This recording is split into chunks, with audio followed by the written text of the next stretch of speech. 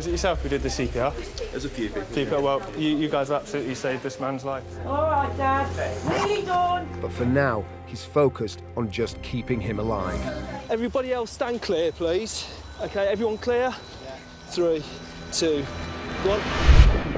This is the patient breathing. I think no breathing. I touched him, but no reaction. OK, is he breathing? I don't think so. We need to start CPR. Yeah. OK, put one hand in the centre of his chest and lock your fingers together. You're going to keep your arm straight, push down hard and fast. Don't be afraid to push too hard, OK?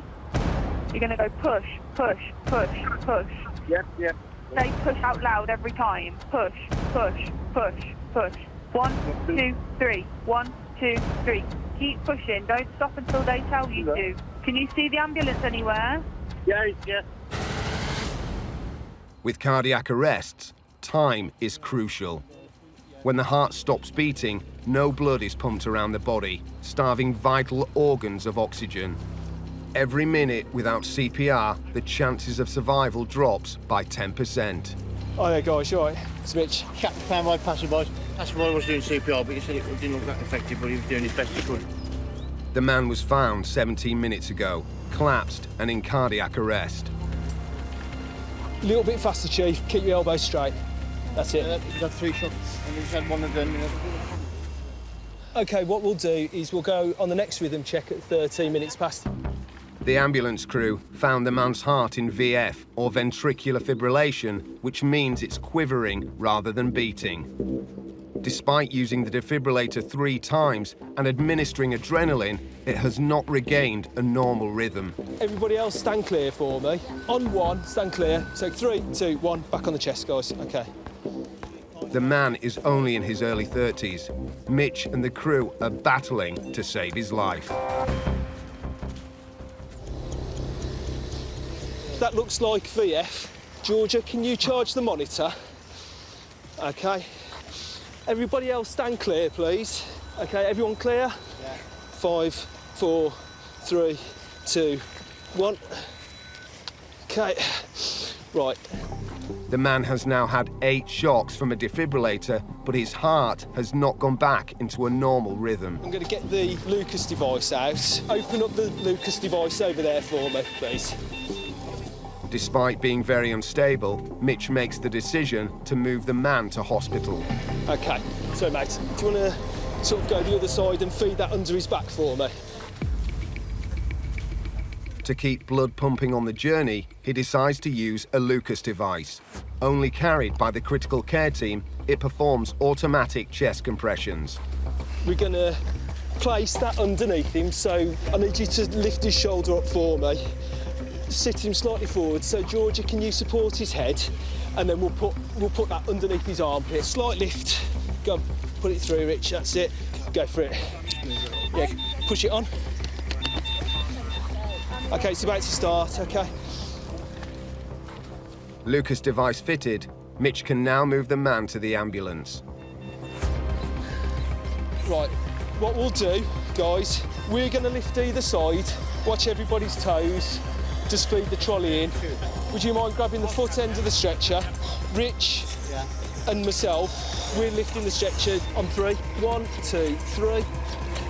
Dan, push. OK. Push. Sit. George, get the patient on the truck for me, please.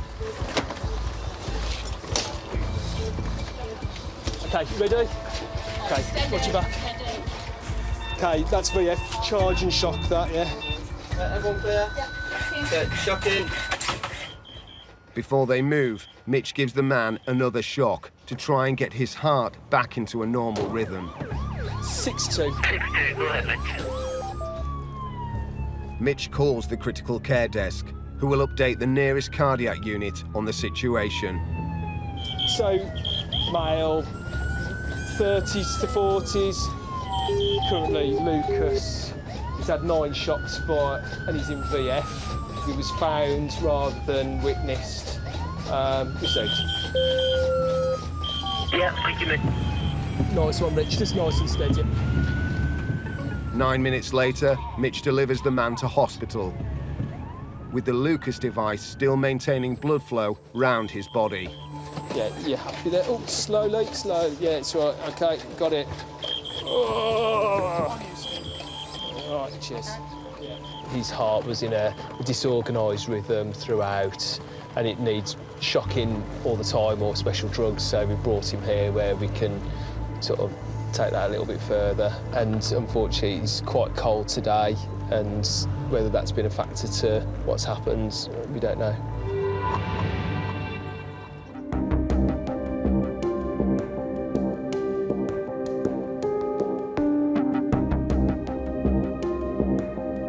Ambulance service, is the patient breathing? Oh, is he breathing? No, we don't think so, no. Currently performing CPR. And how old is the patient? Late 50s. Okay. Come on, Andy. Come on, mate.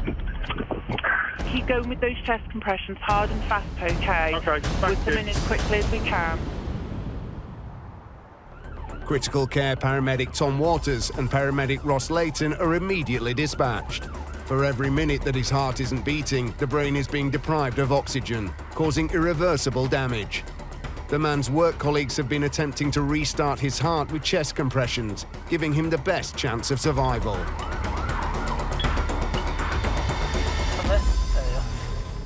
Arriving on scene 6 minutes later, the patient is still outside on the ground, now being treated by the ambulance crews. Oh, he's breathing at a normal rest rate, just trying to get some IV access. Perfect. Okay, yeah. Okay. Perfect. Hello, sir. Open your eyes for us. And was it just one shot from you guys? Just one shot. One shot. Forklift driver Andy was leaving work with 2 colleagues when he collapsed. When the ambulance crew arrived, they were able to use a defibrillator to shock his heart back into a working rhythm. Yeah, get blood pressure and saturate. Okay. Andy is now breathing, but Tom and Ross need to monitor his heart rate and oxygen levels closely to make sure his blood is circulating properly. You're happy just kind of get him all blocked away. Ross, I just want you to keep an eye on his knobs and stuff like that, and we'll just manage him from there. When he fell over as well, apparently he banged his head on the floor. Okay, thanks for telling us. Right then, let's get this under him. Andy's in a very vulnerable state. Tom knows the best chance of saving their patient is to get him to a hospital that specialises in cardiac care. Okay, yeah, when you're ready, you're right to just go on his shoulders a little bit. On 3, 1, 2, 3, roll. And then towards me a bit. That's it, perfect. Yeah, that'll do. And then stay where you guys are, and we'll just do the other way around. With the help of the ambulance crew, they manoeuvre Andy onto the scoop stretcher. Okay, so just going to roll on 3. 1, 2, 3, roll. Perfect, and back down. So clipped in at the front, just got to do the feet. Keep the BVM there. No, it is a bit. It was 190, so it's 150. He's got good pulses, so he doesn't need anything. Good. Yep. The ambulance crew have IV access in case they need to administer emergency drugs to try and restart Andy's heart en route. He could arrest again at any moment. So the only thing I want to tell you before we move in, if he goes back into cardiac arrest, we can do 3 consensual shocks. Yeah, let's go. Tom thinks Andy is suffering from a myocardial infarction, commonly known as a heart attack, where the supply of blood to the heart is suddenly blocked. It needs to be unblocked in an operating theatre to prevent permanent damage to the heart muscle. Breathing-wise, self-ventilating. Rapid rates. OK, and circulation, just feel for a radial pulse for me. Yeah, I've got a radial. I've got blood pressure on here, 163 over 106. Sats of 85. D, still GCS 3. Temper BM en route. The ambulance crew used a defibrillator to shock his heart back into a workable rhythm. It is now beating fast and erratically. I think the only issue is his sats aren't great, is it? No. So we'll put him on the Mapleson. Yep. And then I'll get you to just go by his head, if that's all right, Ross. And you can manage his airway from the top there. Because his circulation stopped, the oxygen saturation levels in Andy's blood have dropped to 85, worryingly low. The best hope they have of keeping him stable on the journey is to maintain his breathing using an oxygen delivery system. So when you're ready, we can start making our way nice and slowly. So heater on, put some blankets around him. If you just get the mask out of that, perfect, buddy. Yeah. Okay. The only thing we can really correct here is SATs are a bit rubbish. Jacob, can you repeat the blood pressure for me, please? It's an 11-minute journey to the hospital. So, how was that SATs reading was one side? 85, but with a poor trace as well, mine. To manage Andy's vital airways, Ross wears level 3 PPE. So just jaw thrust, mask. Perfect, okay, good.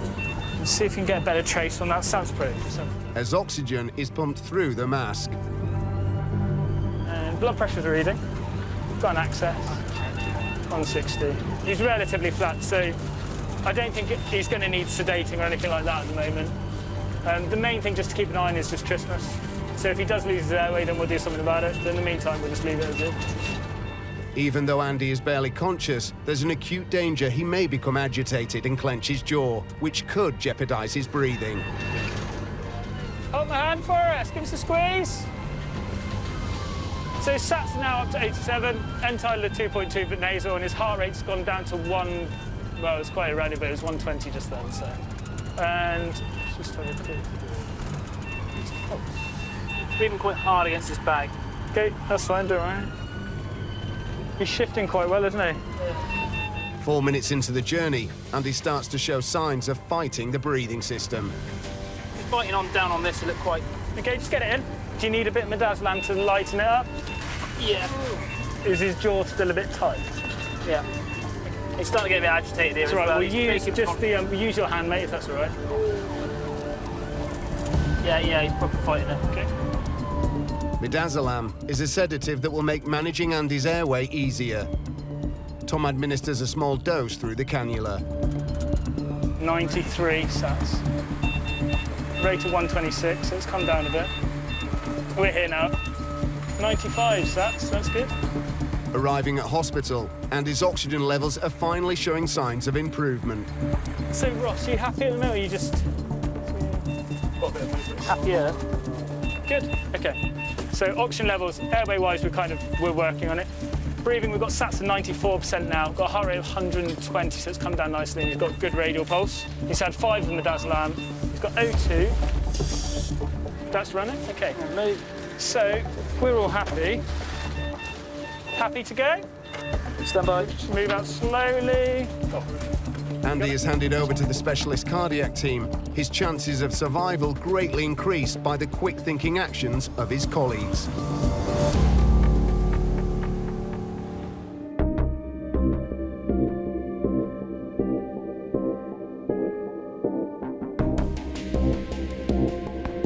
Ambulance service, patient breathing. No. It was someone who was flying on the court next to us. There's staff around him and they're doing CPR. Right. I know that they've got access to a defib then. I presume that one of the staff members got it. Yeah, Okay, yeah, they have. Okay, right, we are coming as quickly as we can, okay. A 72-year-old collapsing with a sudden cardiac arrest is an immediate code red emergency. Go ahead. 2 local ambulance crews have already been dispatched to the scene. But as fewer than 1 in 10 people who suffer an out-of-hospital cardiac arrest survive, 28-year-old critical care paramedic Aidan is also en route. A bystander has managed to restart the man's heart with a defibrillator, but it could rearrest at any moment.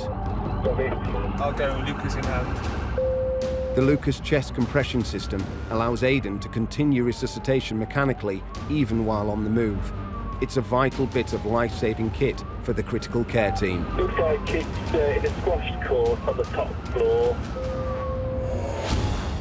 Arriving at the sports centre, it's now 20 minutes since the call came through. Excuse me, upstairs? Yeah, absolutely. It's up on the top floor in the top corner here. Thank you. When a person has suffered a cardiac arrest, time is critical. Every minute the brain is starved of oxygen, there is a greater risk of stroke and long-term brain damage. Hello.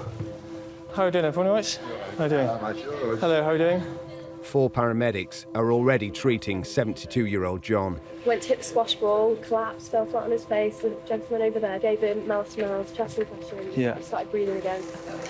His condition was so serious, it took staff at the sports club 6 minutes and 3 attempts with a defibrillator to get his heart started again. Has he got chest pain or anything at the moment? He has got chest pain like global all over. Okay. Very heavy.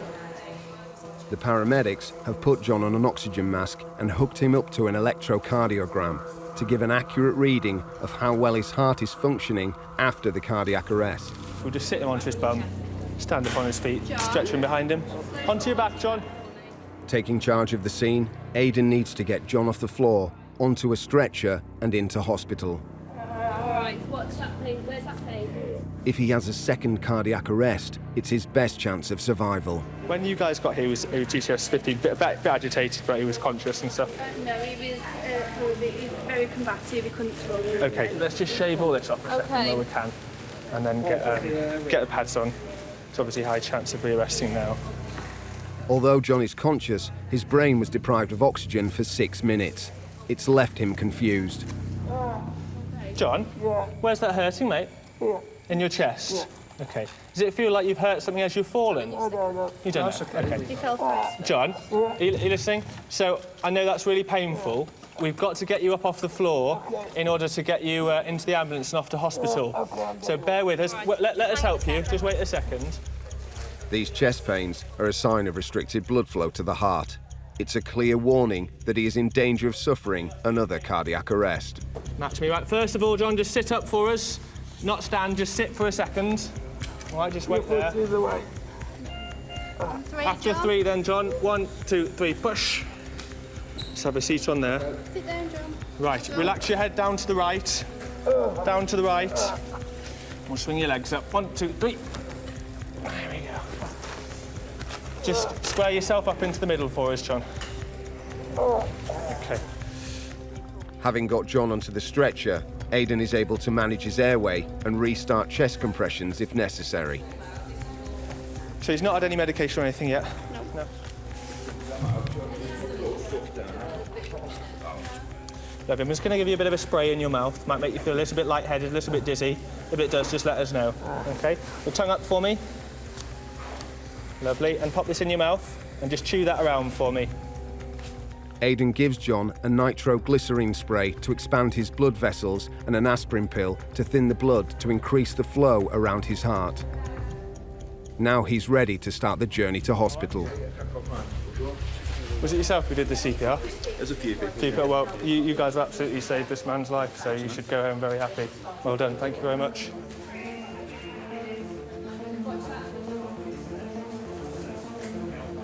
Guys, nice and steady. Just slow it down just a bit.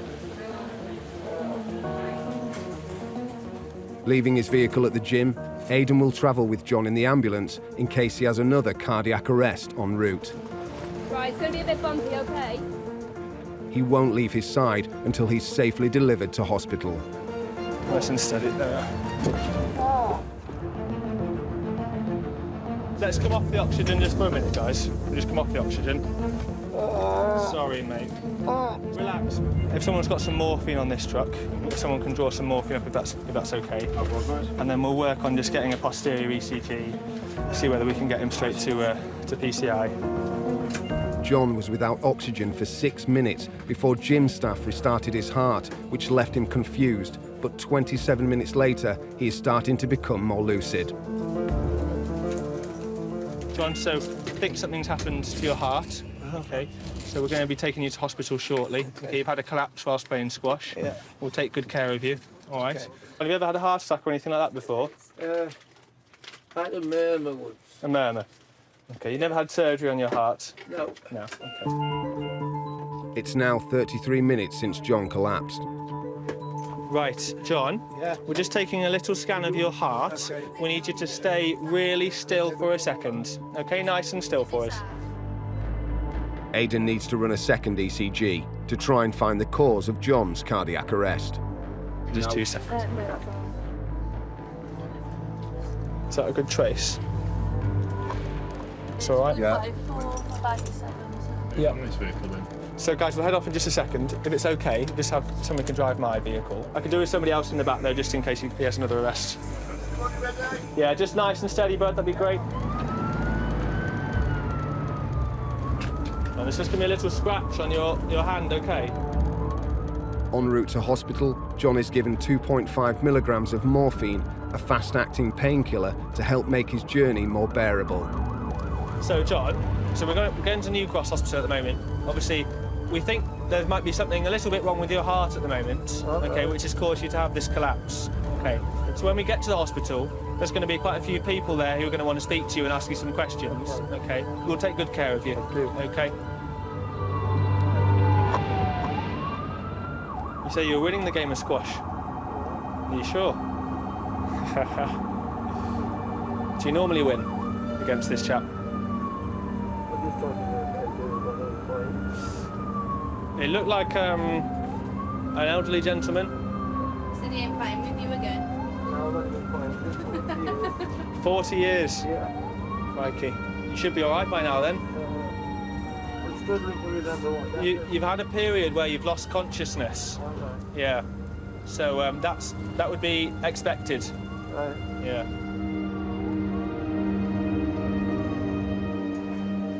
6 minutes later, they arrive at New Cross Hospital, where Aidan delivers his patient safely into the care of the waiting cardiac specialists. For John, it's been a lucky escape.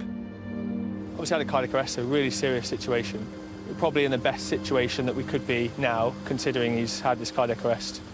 So he's now relatively stable, his heart's beating okay, he's breathing. So they're going to do a few more tests to see exactly what it is which has gone wrong with his heart and treat him appropriately from there. So really happy, really good outcome, and just emphasising the importance of bystander CPR and community access defibrillators, which undoubtedly saved this gentleman's life. So yeah, really good.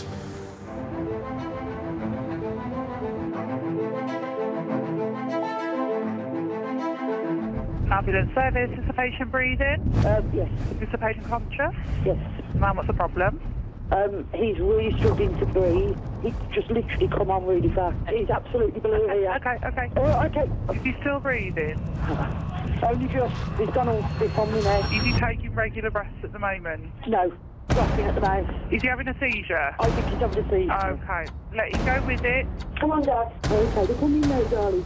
Okay, I've got no breathing. Okay, roll him onto his back for me. I'm going to tell you how to give life support. We are pulling up outside, but you need to start this, okay? One hand flat in the centre of his chest, put your other hand on top, lock your fingers together. Keep your arms straight, push down, hard and fast, 2 times a second. Yes. I want you to do that until the crew are right with you, okay? I know. You're doing a really good job. You're doing really, really well. Okay, they're here.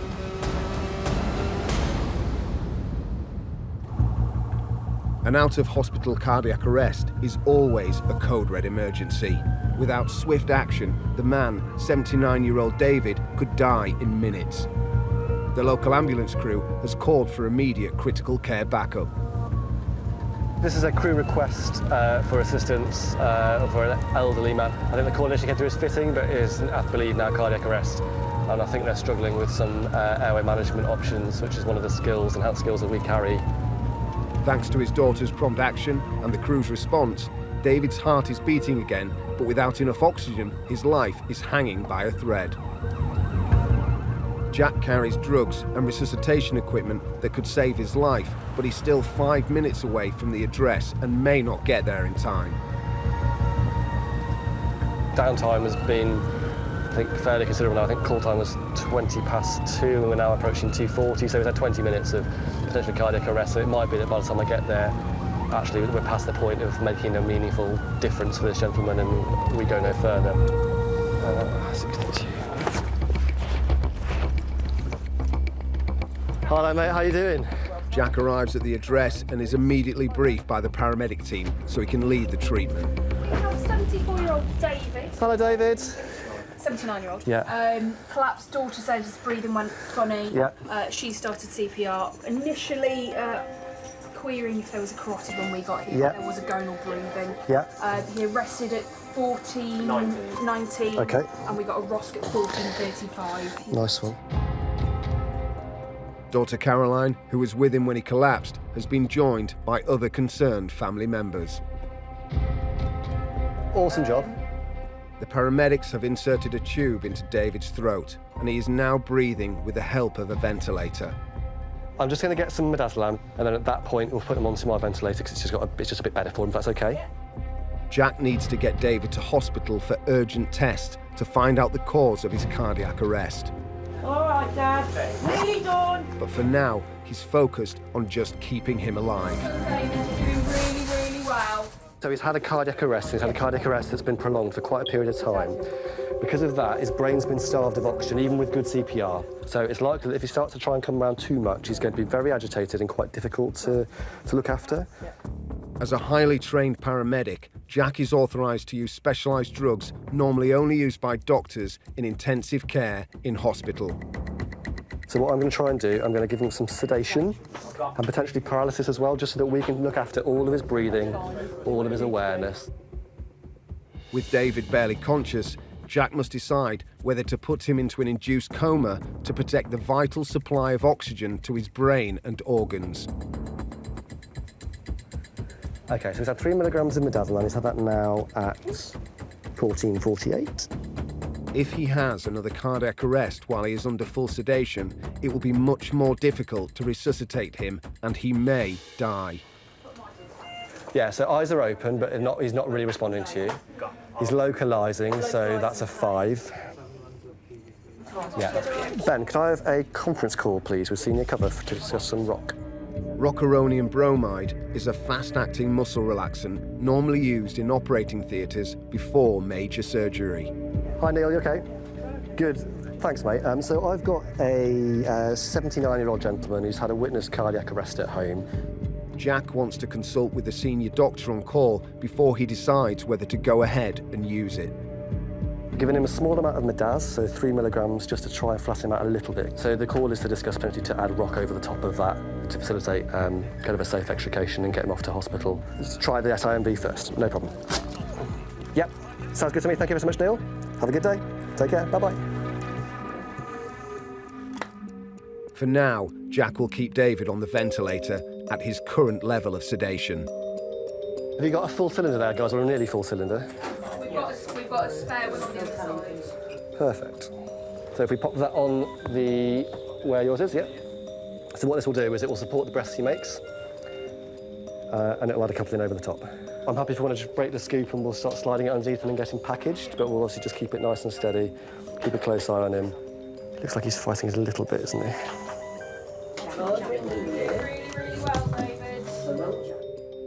It's common for someone who has suffered a cardiac arrest and been resuscitated to re-arrest again on the way to hospital. We'll get him strapped and packaged, we'll do one last check, and if we're happy, we'll extricate him out to the stretcher, get him onto the ambulance, reassess him there. The way he's going, I probably will end up giving him some rock on the back of the vehicle and just making sure we're settled for the transfer, but if you're happy now, we'll get him out. I'll grab the vent and the monitor. 1, 2, 3. OK, just watch out for all this. Is nice, slow time. If you keep coming forward, we'll get out behind you. Nice and high there. So just grab make sure I've got the little yellow handbaggy thing with the drugs in it, which should be on the chair, and the red bag. Is that all right? Thank you. All right? Nice and slow. On board the ambulance, Jack makes his final checks. That's right, so we've got airway. We've got IGL size 4 on a circuit that's working. He seems to be tolerating it fairly well. I'm not convinced that he's not making very effective rasps. He is breathing for himself, but they're not particularly strong. On that basis, I would feel more comfortable taking over and giving him the rock. 7.8, I think it was. Having weighed up the risks, Jack decides the safest course is to take over David's breathing entirely. So once I give him this, obviously he won't make any movement, he won't breathe for himself, but it's really important that we keep an eye out for things like tearing, tachycardias, and a raise in his blood pressure, because those are things that are going to indicate maybe some awareness. OK, so I'm going to give him the rock now. Once the neuromuscular agent has taken effect, David is now effectively in intensive care conditions, his body unable even to breathe by itself. 60, thank you. We're about to leave for Heartlands. If you're ready for an atmist. He has now had, in total, 8 milligrams of midazolam, and I've given him the 50 of rock because he was struggling to fully synchronise with the ventilator in the end. Before they set off to hospital, Jack updates the trauma desk on David's condition. We will be 8 minutes to Heartlands received. Yeah, sorry, 8 minutes to Heartland. That is affirmative. Leaving one of the ambulance crew members to drive his vehicle, Jack will not leave David's side until they arrive at hospital. All right, David. Well done, David. We're off to the hospital, sir. So just become a little bit hypertensive again. So we just want to make sure that that's not any awareness. He's not becoming tacky. En route, Jack and the ambulance paramedics keep David under close observation. The slightest fluctuation in his blood pressure could be a sign that his heart is about to stop beating. You've got some global ischemia, but that's normal, that's for reperfusion, so I'm happy with that. Arriving at hospital, Jack can deliver his critically ill patient to the waiting cardiac team in intensive care.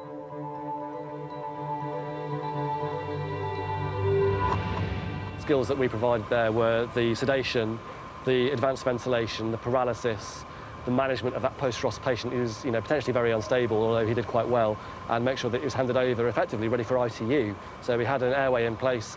He wasn't aware of what's going on, he wasn't distressed, he wasn't in pain, and we were able to effectively put him onto an advanced ventilator and ensure that his physiological needs are taken care of. The plan now, hopefully, will be to head back to base, restock, maybe have a cup of tea, but we've still got a couple of hours left of the shift, so I could end up going to anything in that period of time. We're just hoping for a slightly more sedate last few hours, but we'll see what comes through.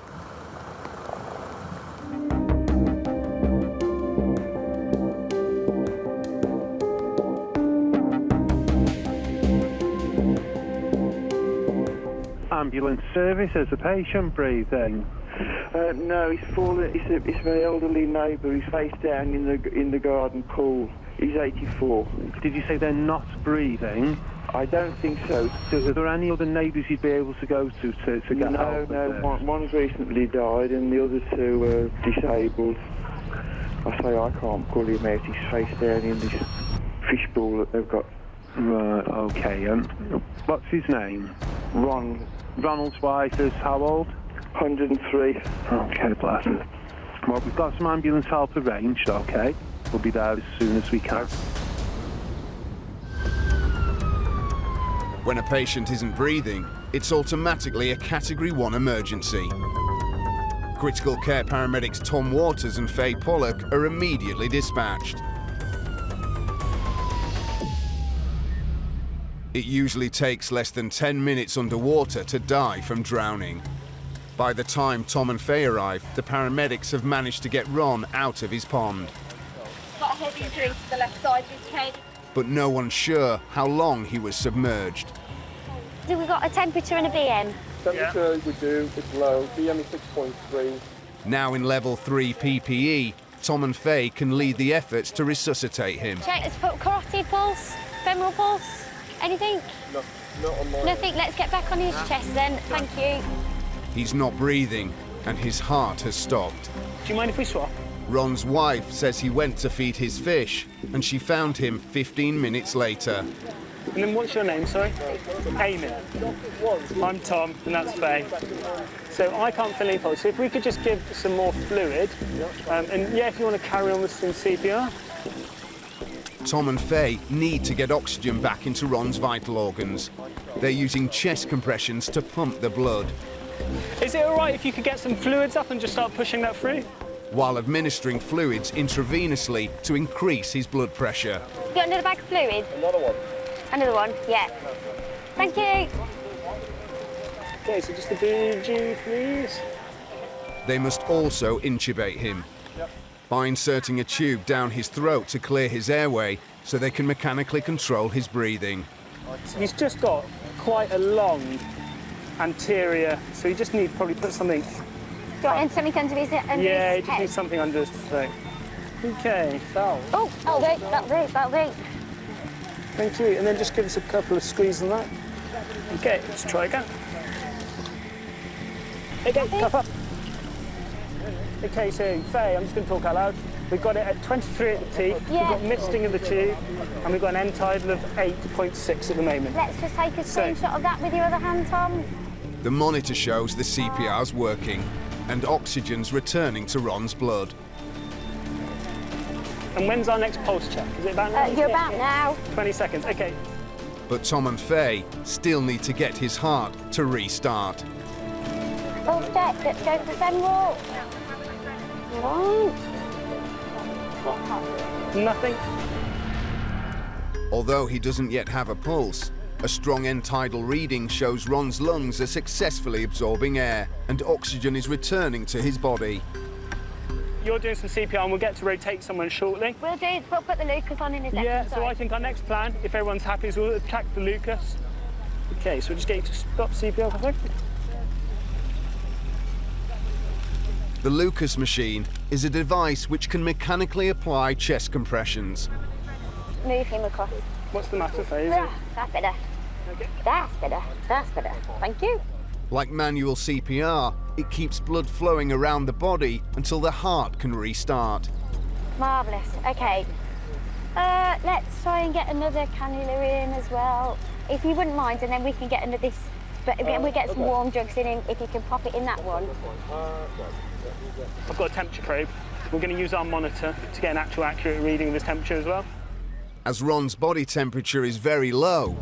There's fluid through there, and that's, you're happy to connect that up. Faye begins administering fluids which are passed through a heater to try to warm him up. So we've got 2 bags of fluid running through now, one through a warmer. So we're reversing everything we can. So Faye, we've got a temperature of 30.7. Tom and Faye are steadily reversing the effects of Ron being submerged in the pond. So let's just do a quick pulse check.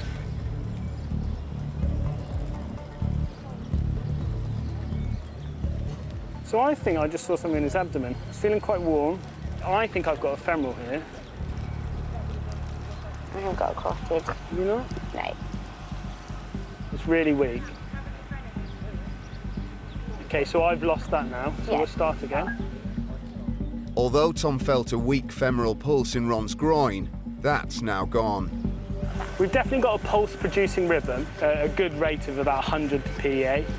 But the team's monitors are picking up an electrical signal, a sign that the heart is still partly functioning.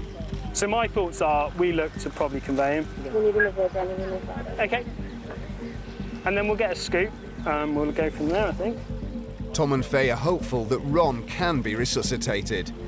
We'll get one of you to hold the fluids, if that's all right. Yeah, that's fine. Can you help your colleague with a scoop? But they've done all they can on site. Amy, you're going to stay ventilating him, and then we'll look just to carry him straight across, if that's all right. 1, 3, 1, 2, 3. OK, we're still clipped in. Everyone happy? They now want to get him to hospital as quickly as possible.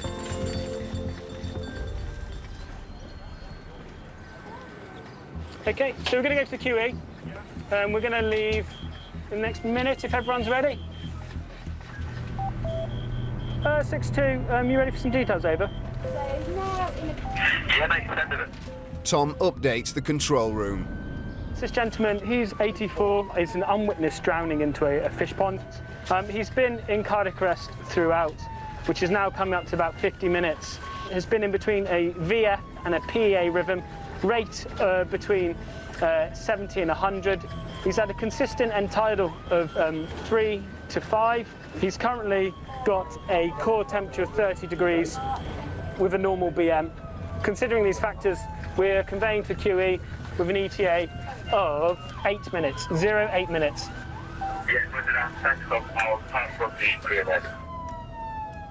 So he's just had his other adrenaline. We have got 1 bar left on the Lucas. Should we just put something under his head as well? Because his head looks very hyperflexed. A short while later, the ambulance arrives at Birmingham's Queen Elizabeth Hospital.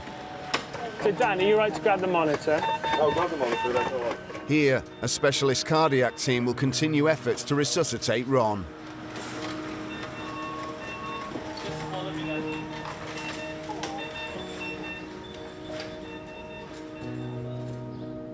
Even though he was in cardiac arrest, there was indications that his heart was beating with the ECG, and the fact that we were warming and improving his current situation kind of suggested that we might have got a pulse back, and that's why we made that decision to take him to hospital. There were some optimistic signs at the time that he would be okay.